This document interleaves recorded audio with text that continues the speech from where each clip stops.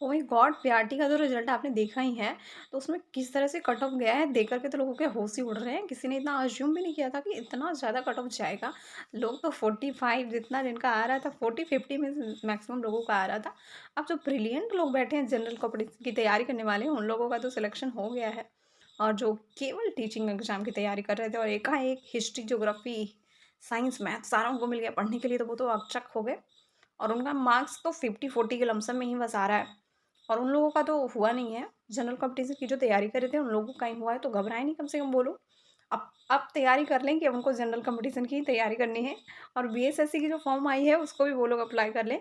और अब हम लोग देखने वाले हैं कि बीपीएससी 9 टू 10 में कौन से ऑनर्स वाले क्या पढ़ेंगे ताकि आपकी आगामी जो एग्ज़ामिनेशन है उसके लिए आप अच्छे से वेल प्रिपेयर्ड हो सको। तो सबसे पहले आइए हम लोग थोड़ा-सा एक क्लिप देख लेते हैं जो कि आयोग की तरफ से ही निकाला गया था। वो क्या था? ये वाली क्लिप कि 9 टू 10 के जो विद्यालय अध्यापक बनेंगे उनके लिए कौन-सा सब्जेक्ट है, मतलब सब्जेक्ट कॉम्बिनेशन इसमें बहुत इंपॉर्टेंट था क्योंकि 9 टू 10 में बहुत लोगों का सब्जेक्ट कॉम्बिनेशन नहीं मिल पाने के कारण ना उन्होंने फॉर्म नहीं डाला था। तो इसी पे हम लोग थोड़ी-सी बात कर लेंगे, ये आपकी मेन वाली क्लिप है, इसी को हमने यहाँ पे डिस्क्राइब किया है। तो सबसे पहले हम बात करते हैं मैथमेटिक्स की। तो मैथमेटिक्स कौन लोग चूज़ कर सकते हैं? तो मैथमेटिक्स वो लोग चूज़ करेंगे जिनका ऑनर्स या तो मैथमेटिक्स है, या तो फिज़िक्स है, या तो केमिस्ट्री है, या तो इलेक्ट्रॉनिक्स है, या तो स्टैटिस्टिक्स है। ओके? बट इसके साथ आपका क्या होना चाहिए? इसके साथ आपका इन दोनों में से कोई भी सब्जेक्ट होना चाहिए। समझ आ रहा है? या इनमें 1, 2, 3, 4, 5 सब्जेक्ट्स के यहाँ पे नाम लिखे हुए हैं। ये सारे सब्जेक्ट में कोई भी आपका ऑनर्स हो सकता है, ठीक? अब इन्हीं में से कोई 2 सब्जेक्ट जो है आपके क्या होने चाहिए? सब्सिडी में भी होने चाहिए। जैसे कि अगर आपका मैथमेटिक्स है और केमिस्ट्री है सब्सिडरी में और आपने ले रखा है क्या ज़ूलॉजी, तो फिर बिल्कुल नहीं इसमें आना है, आपका इसमें नहीं होगा। लेकिन जिनका मैथमेटिक्स है, साथ में है फिज़िक्स और केमिस्ट्री, उनका इसमें बिल्कुल 100% यही वाला सब्जेक्ट उनका चलेगा, उनको मैथमेटिक्स ही भरना है, ओके। अब जैसे कि जिनका फिज़िक्स है ऑनर्स लेकिन मैथमेटिक्स और केमिस्ट्री है सब्सिडी में, तो उनके लिए भी ये चीज़ सेम चीज़ है, तो वो भी मैथमेटिक्स ही भरने वाले हैं। अब जैसे किसी का केमिस्ट्री ऑनर्स है और साथ में मैथमेटिक्स और फिजिक्स थी, तो वो लोग भी मैथमेटिक्स ही भरेंगे। अब जिनका इलेक्ट्रॉनिक्स या स्टैटिस्टिक्स सब्सिडरी बन रहा है, वो भी इसी चीज़ को भरेंगे। तो ये चीज़ आपको समझ में आ गई कि इन पाँचों सब्जेक्ट में कोई 3 सब्जेक्ट आपने पढ़ाओ ग्रेजुएशन में। सिंपल सा मतलब ये है, तो आपको डालना क्या है? मैथमेटिक्स।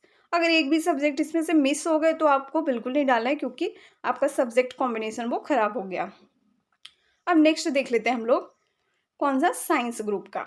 तो साइंस ग्रुप में कौन भरेंगे? अब जिनका फिजिक्स है वो नहीं इसमें भर सकते हैं, वो तो बिल्कुल ही नहीं इसमें भर सकते हैं। हाँ, लेकिन जिनका केमिस्ट्री है वो भर सकते हैं साइंस, लेकिन वो कब भरेंगे? जब उन्होंने पढ़ रखा हो साथ में बॉटनी और जूलॉजी। यानी ग्रेजुएशन जब आपने किया था, तब आपका अगर मेन पेपर केमिस्ट्री था तो सब्सिडियरी में जूलॉजी, बॉटनी था, तब आप इसको साइंस के ग्रुप में डाल सकते हैं। या फिर आपका ऑनर्स बॉटनी था और सब्सिडी जूलॉजी और केमिस्ट्री था, तब भी आप इसको डाल सकते हैं। या फिर आपका ऑनर्स पेपर जूलॉजी था और बॉटनी एंड केमिस्ट्री आपका सब्सिडी था, तो भी आप साइंस को डाल सकते हैं। बट अगर इन तीनों में से कोई भी एक सब्जेक्ट आपका मिस हो रहा है, फिर वही एरर वाली बात होगी।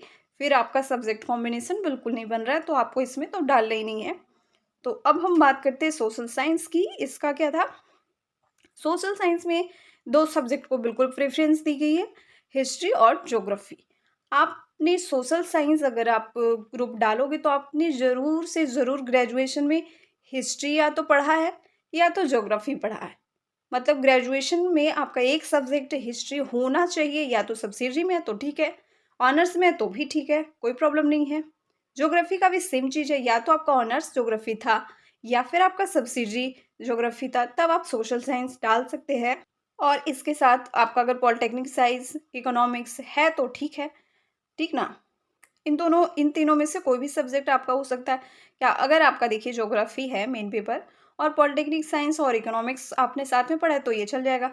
हिस्ट्री आपका मेन पेपर है, पॉलिटेक्निक साइंस और इकोनॉमिक्स साथ में तो भी चलेगा। या फिर इकोनॉमिक्स आपका मेन पेपर है और ज्योग्राफी और पॉलिटेक्निक साइंस सब्सिडरी रहा था तो भी ये चल जाएगा।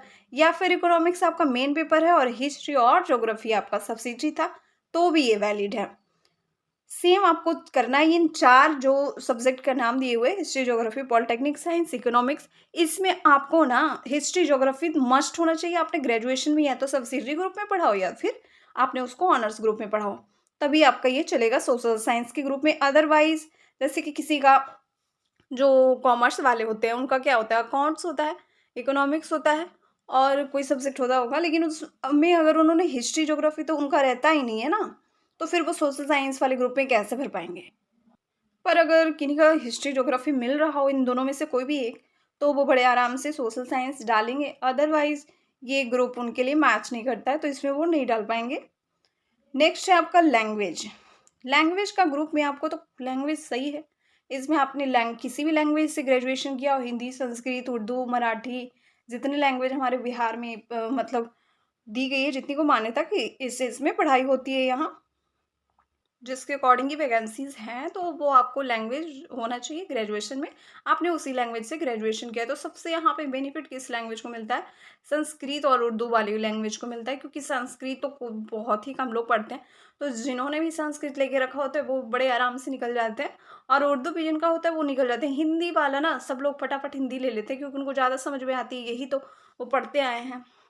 तो सब्जेक्ट कॉम्बिनेशन तो कुछ इसी ढंग का था कि 9 टू 10 के लिए आप क्या पढ़ सकते हैं। तो यहाँ पे एक चीज़ और, जैसे कि जिनका कॉमर्स है ना, उनके लिए बड़ी सॉरी है कि उनका मतलब सब्जेक्ट कॉम्बिनेशन नहीं बन पा रहा होगा, तो वो लोग थोड़ा सा देख लेंगे, क्या ही कर सकते हैं अभी।